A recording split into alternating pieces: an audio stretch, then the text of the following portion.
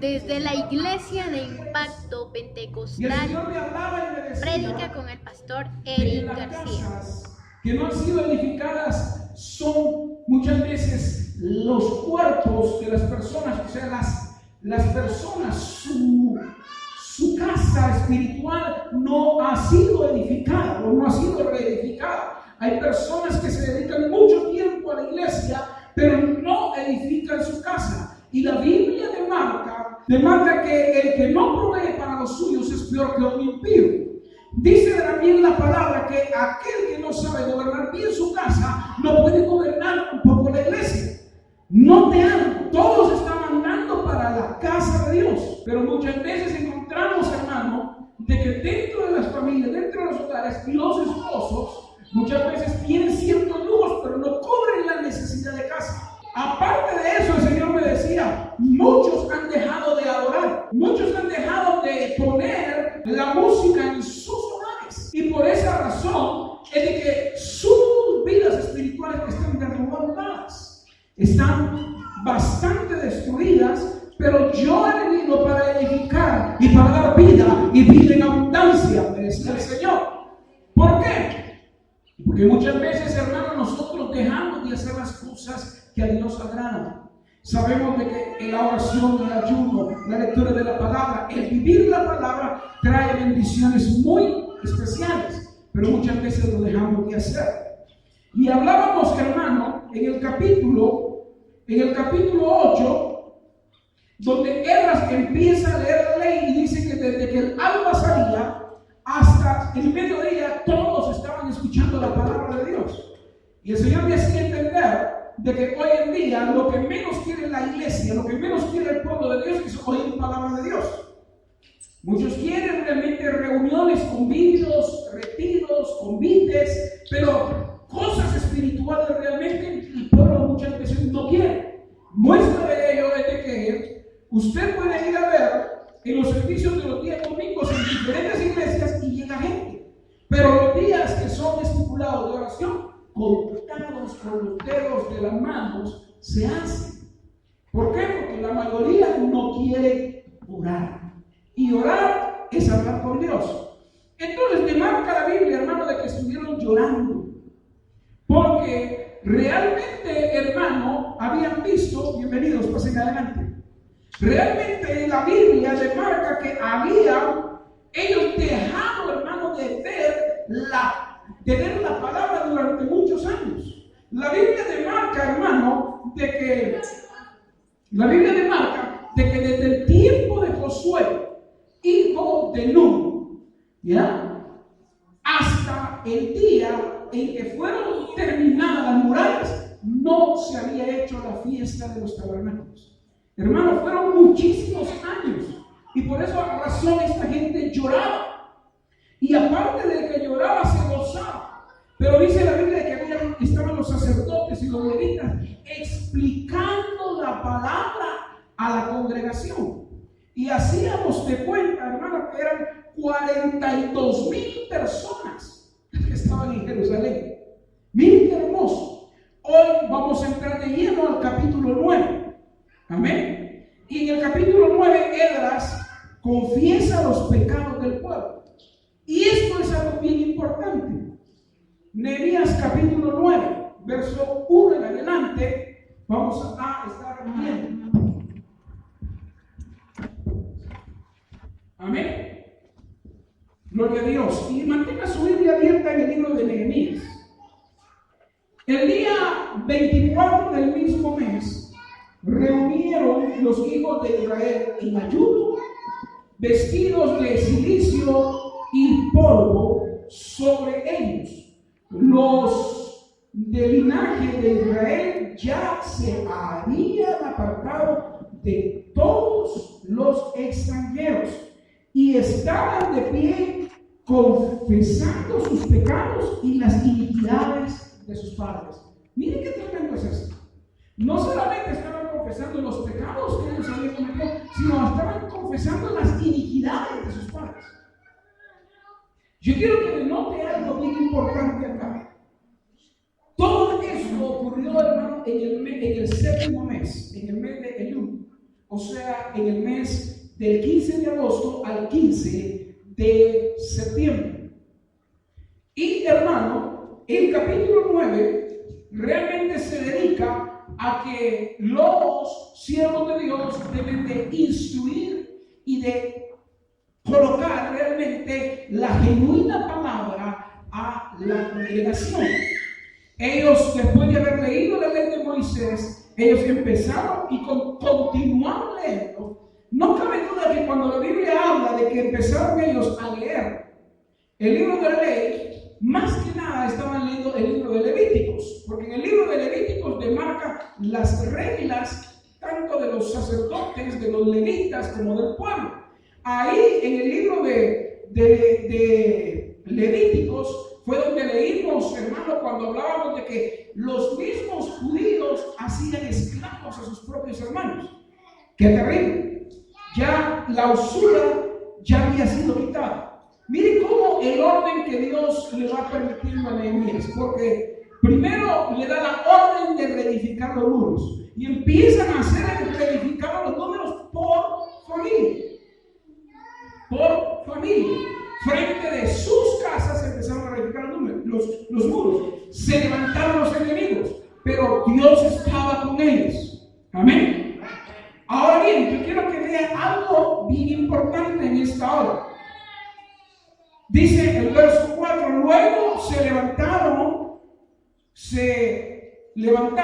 sobre las gradas de los levitas, Jesuá, Bani, y empieza a mencionar a los levitas. Y estos empezaban, hermano, a hablarle a la gente lo que la palabra de Dios demarcaba. Y me impacta mucho porque, hermano, la Biblia demarca desde el capítulo 6, pero desde el verso 6 del capítulo 9 hasta el 25, hermano, hablan de los pecados que el pueblo de Israel había cometido. Y empieza a narrar los levitas desde Abraham. Oiga bien esto, desde Abraham,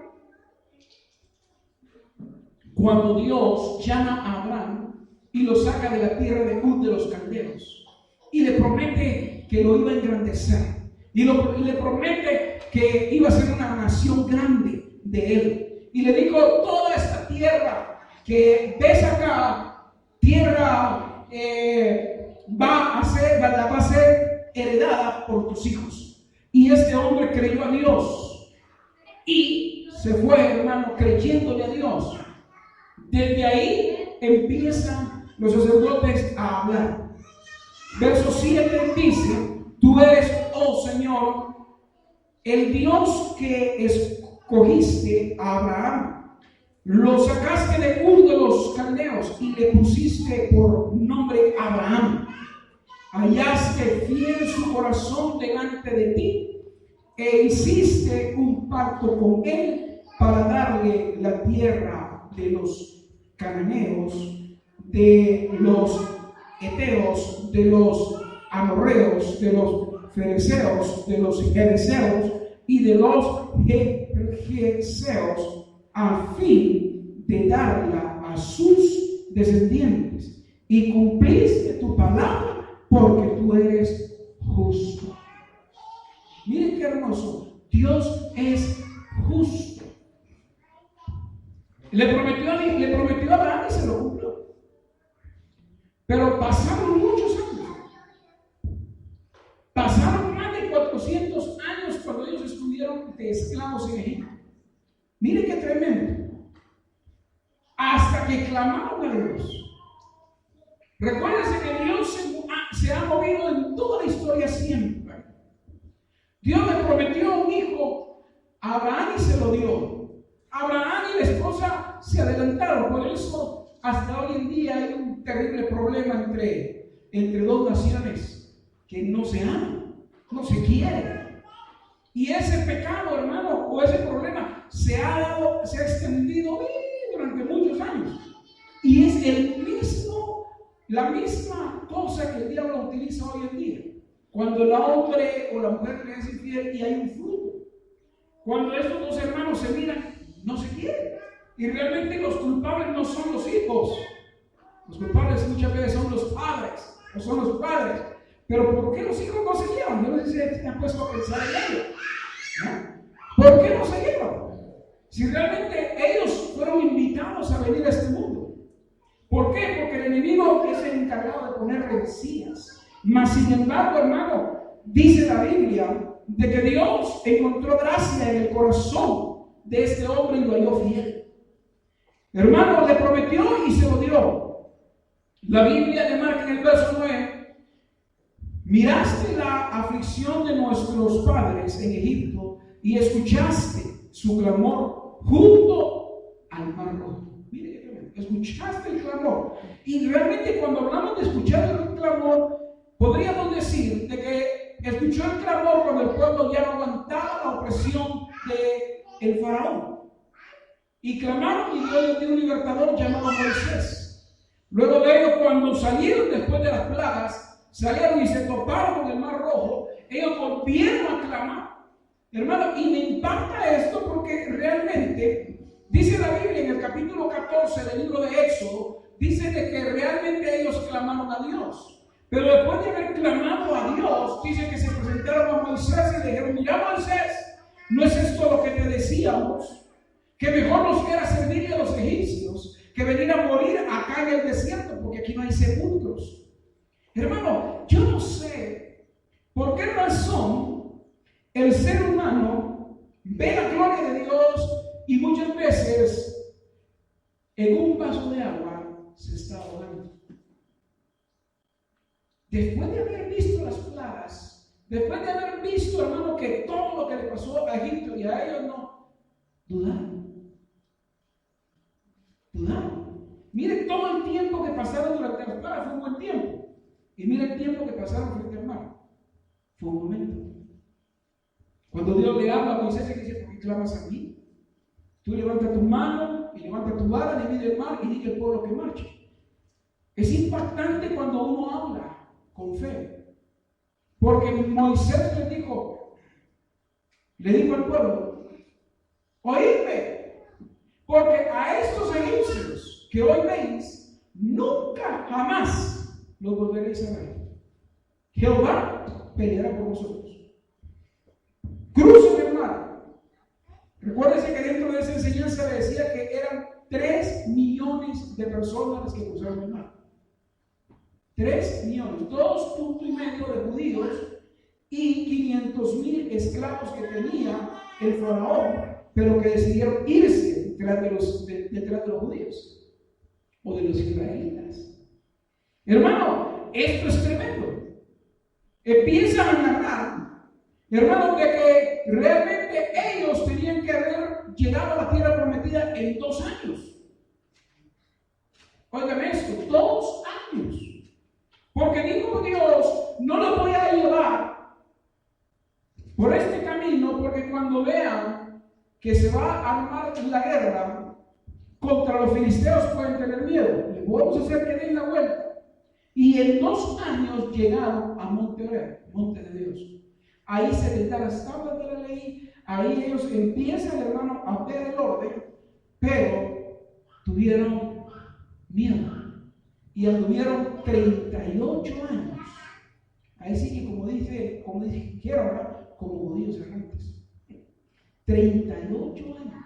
Por esa razón, la misericordia de Dios, de que a pesar de que el pueblo era rebelde, a pesar de que el pueblo no le obedecía, Dios nunca apartó su misericordia, porque la Biblia le marca de que siempre tuvieron el maná para recogerlo todos los días.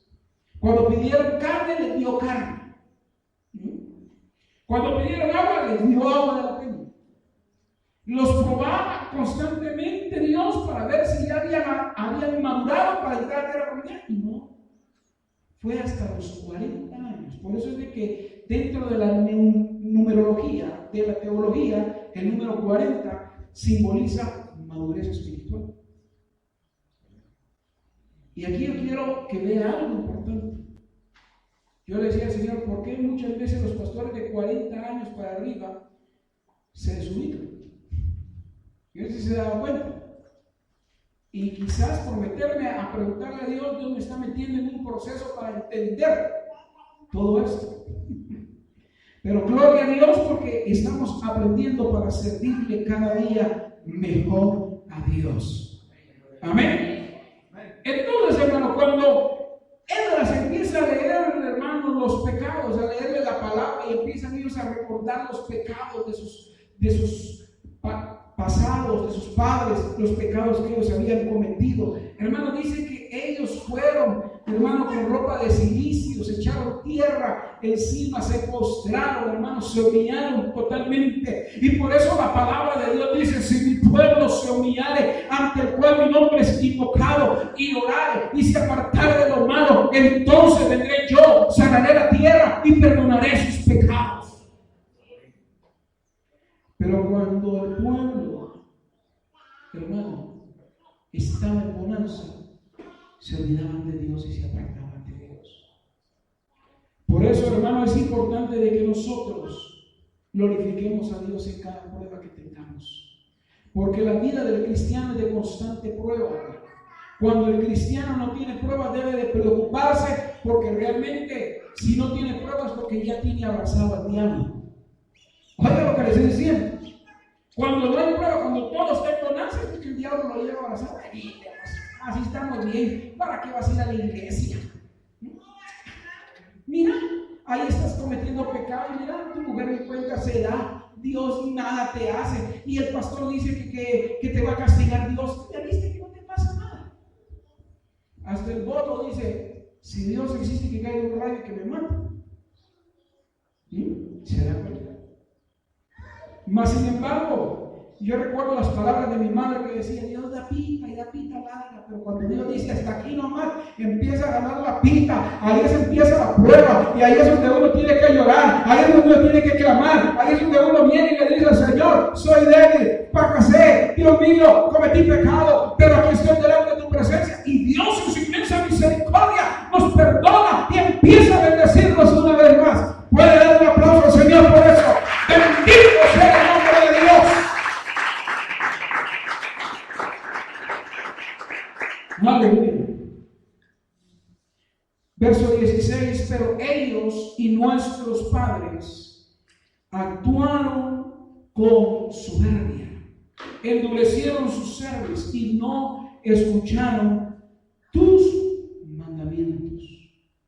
Por eso es que dentro de esta clase que le estamos dando del libro de Nehemías, hermano, hemos hecho mucha énfasis de que para poder estar bien tenemos que ser obedientes a Dios, tenemos que amar a Dios y tenemos que amar su palabra y tenemos que cumplir su promesa, sus estatutos, sus decretos, sus ordenanzas y sus mandamientos. Si uno guarda todo esto, hermano, uno va a ser bendecido, va a ser prosperado, porque eso es lo que Dios desea. Pero Dios bendice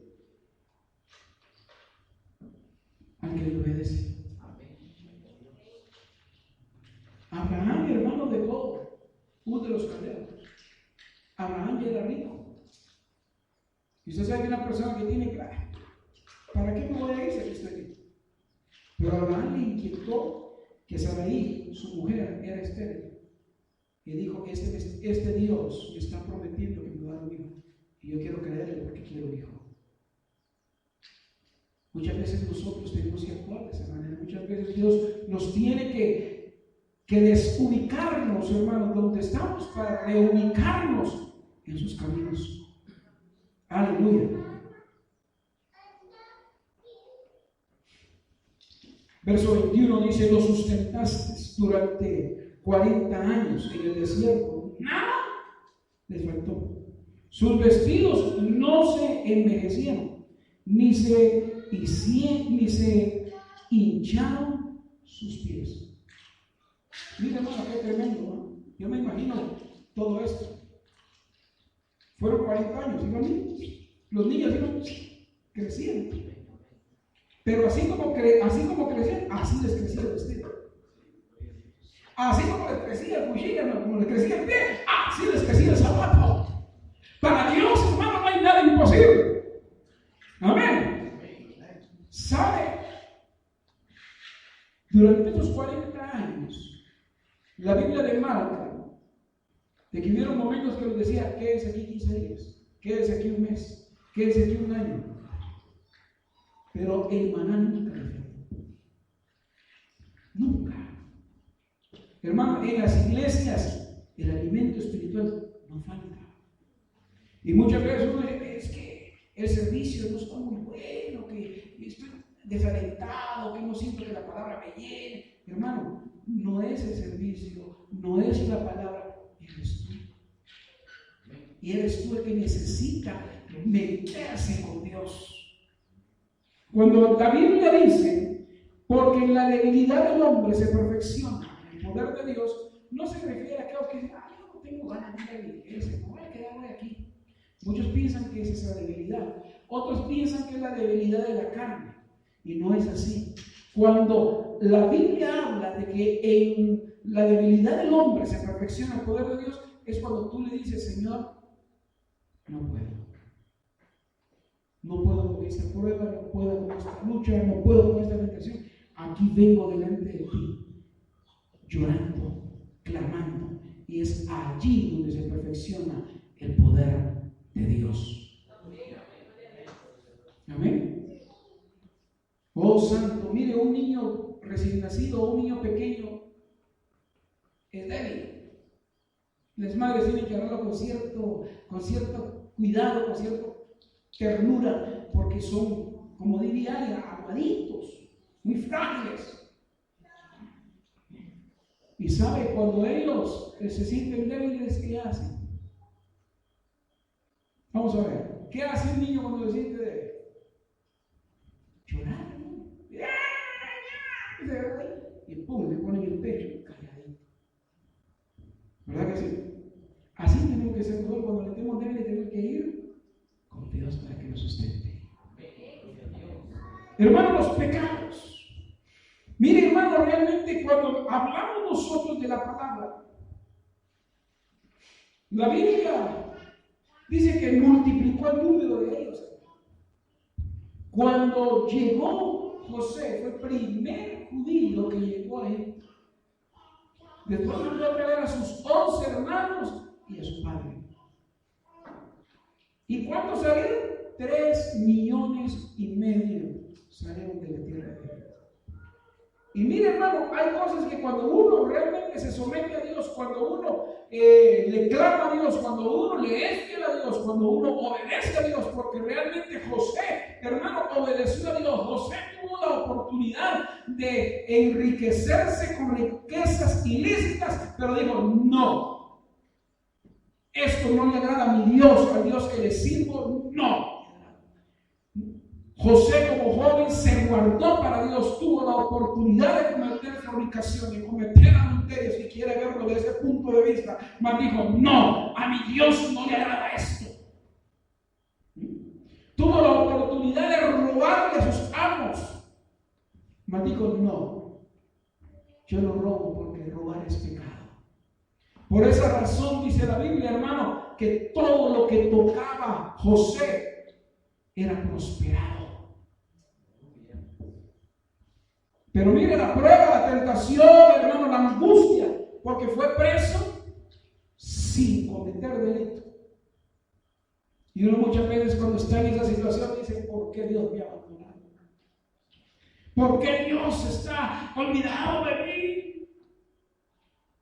Hermano, la Biblia dice que los que con lágrimas sembraron, con regocijo segarán, andando irán, llorando irán, pero felices volverán, hermano. Cuando uno está pasando la prueba no lo entiende, pero cuando pasa la prueba uno levanta su mano y dice, gracias porque hasta aquí me dio Jehová. Puedo decir obedecer, hasta aquí me dio Jehová. Hermano, todo el pueblo estaba llorando, todo el pueblo estaba gimiendo, porque se le estaba recordando, hermano, que anduvieron durante muchos años como esclavos, porque no fueron prudentes, no obedecieron la voz de Dios, no obedecieron los mandamientos, los estatutos, los decretos que Dios había demarcado a su pueblo, no los cumplieron. Cuando estaban en aflicción, clamaban a Dios, la misericordia de Dios era tan grande, levantaba un líder, levantaba un juez, levantaba un rey y los libertaba. Pero cuando ya estaban libres, estaban en bonanza, empezaban a hacer lo malo delante de los ojos de Dios.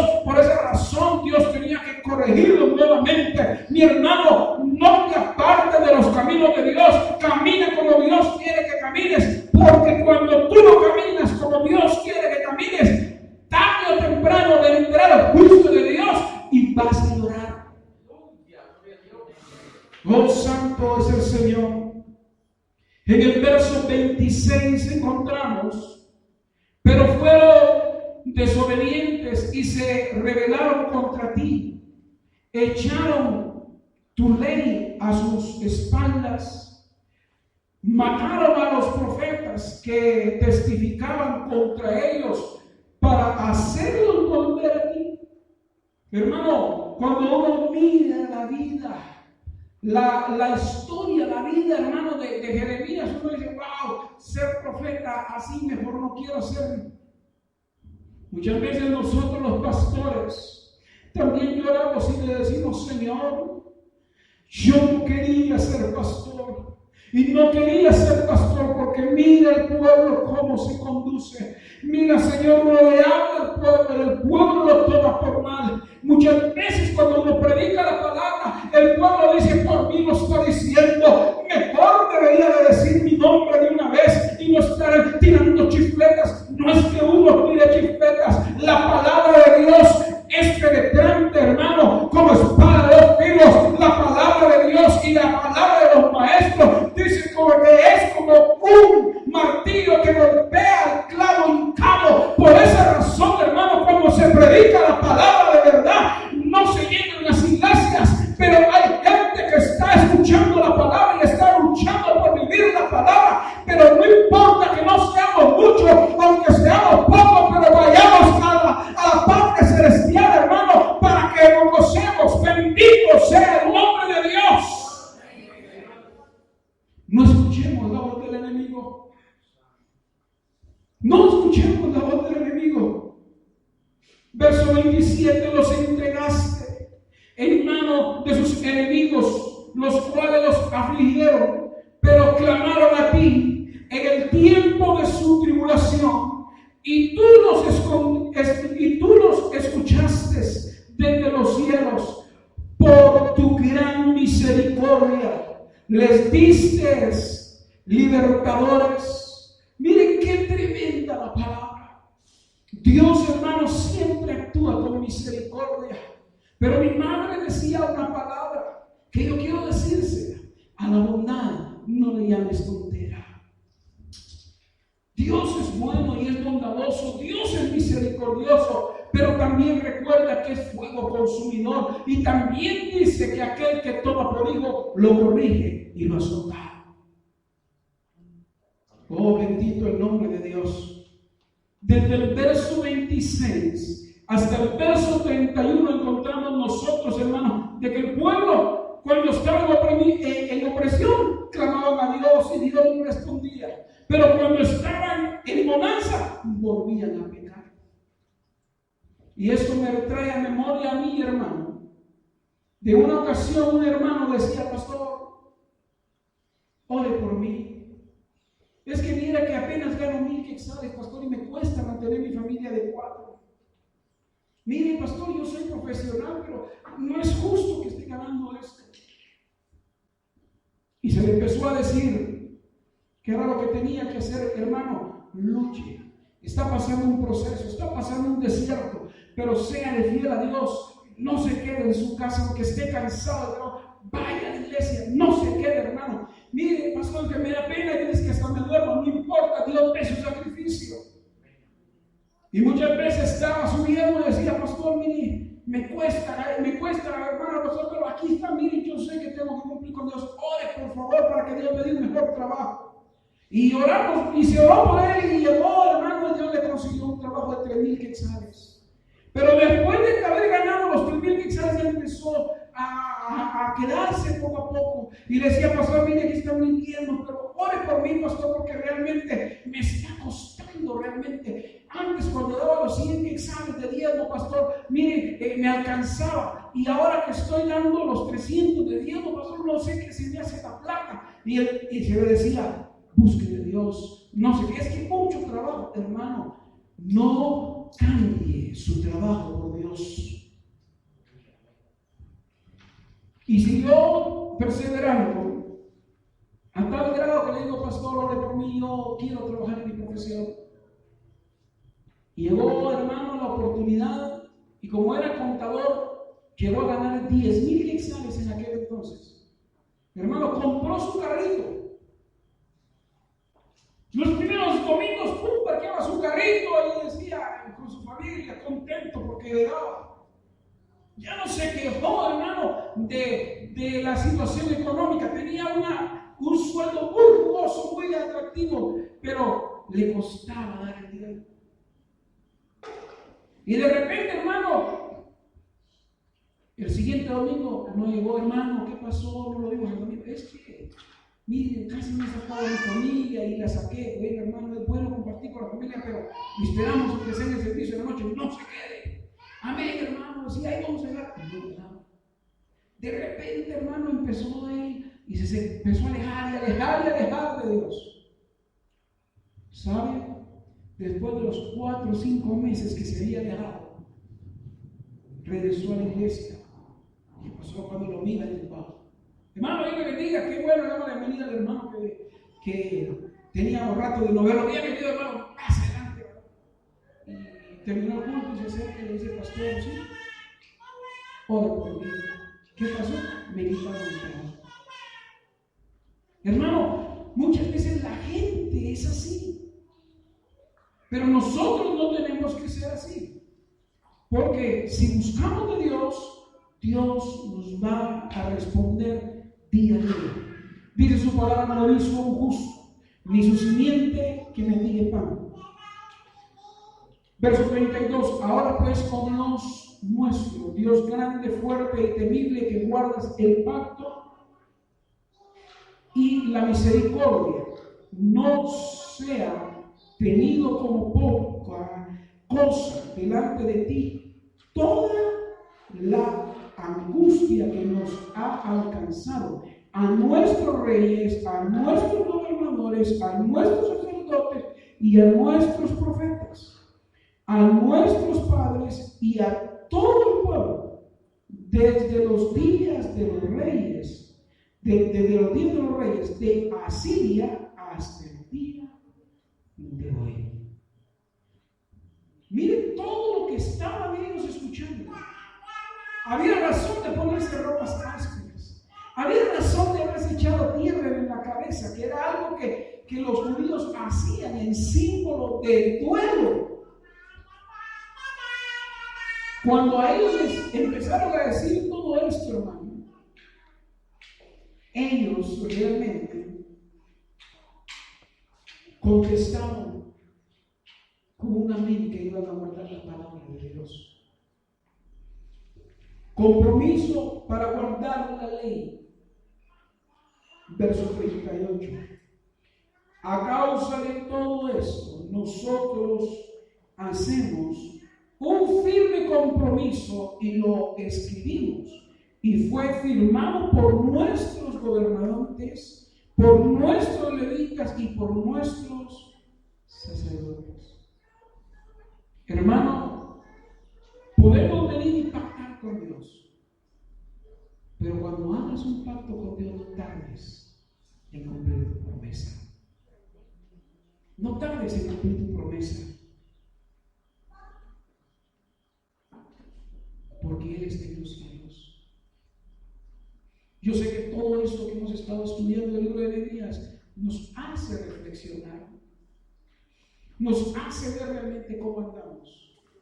Mi hermano, quizás el enemigo te ha atacado, quizás el enemigo te sedujo y estás haciendo cosas que a Dios no le agradan, que no hay necesidad que yo te diga, mira hermano, no mire novela, mira hermano, no oiga música mundana. Tú sabes en qué le has fallado a Dios. No hay necesidad que venga yo a enumerar varias cosas si nosotros mismos sabemos cómo andamos delante de Dios. Y dice, mirad pues cómo andéis, no como necios, sino como sabios, porque los días son peligrosos, los días son malos, hermano. y apartado de Dios, no somos nada. Mas con Dios todo lo podemos. Mas con Dios todo es posible. Oh Santo Dios. El capítulo 10 empieza, hermano. Los que lo firmaron, empieza en la lista. La lista de los nombres de todos los que firmaron. Hermano, ahí los levitas, los sacerdotes, los gobernadores, y empieza todo listado.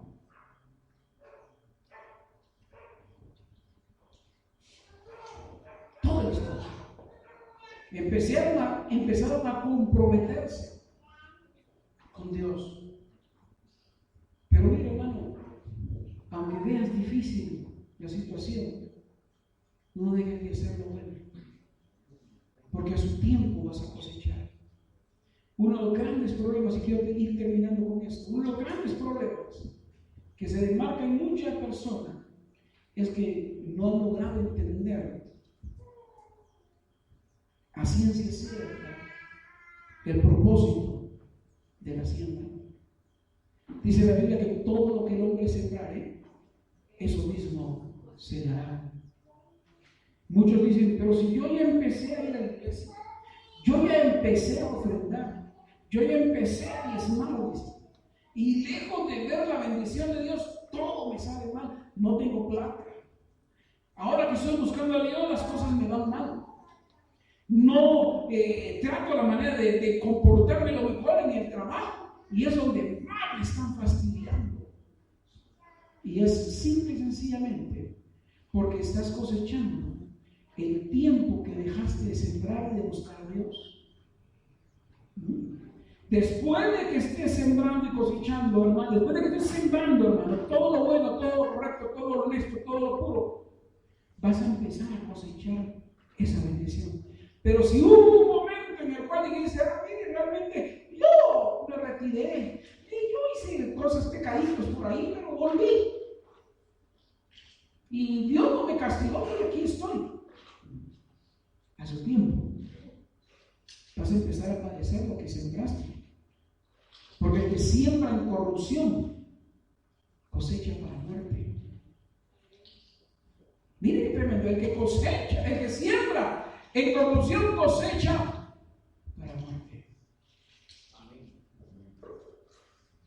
Entonces no hay nada oculto que no sea manifiesto. No hay nada oculto. Tú podrás decir, nadie me vio, nadie sabe, ni por enterado no lo hice aquí. Hice el pecado donde nadie me conoce. Pero en una ocasión, una señorita dijo, yo tengo ganas de conocer los cines. Tengo ganas de ir a ver una película de esas que dicen que no hay que ver. Se fue. Hace muchos años atrás estaban marcados, fíjense, marcados los cines que eran de pornografía y los cines que eran normales. Voy a entrar en la tarde para regresar a tiempo a la hora del servicio. Mire qué tremendo. La astucia. Entró a ver su película. Cuando iba saliendo del cine, el pastor iba pasando por ahí y dice, que usted bendiga, mija. Allá te espero en la iglesia, ahí vamos a hablar. Miren qué tremendo. Se movía nadie de la porque venía de un pueblo. Y en esa ocasión, el pastor andaba siendo mandado por ahí. No nos podemos esconder. Muchas veces te puedes esconder del pastor, te puedes esconder de los padres, pero ahí en el cielo hay un ojo que todo lo ve, y de él nadie se escapa. En esta hermosa hora yo quiero pedirte que te pongas de pie y levantes tus manos. Y si tú has cometido alguna falta,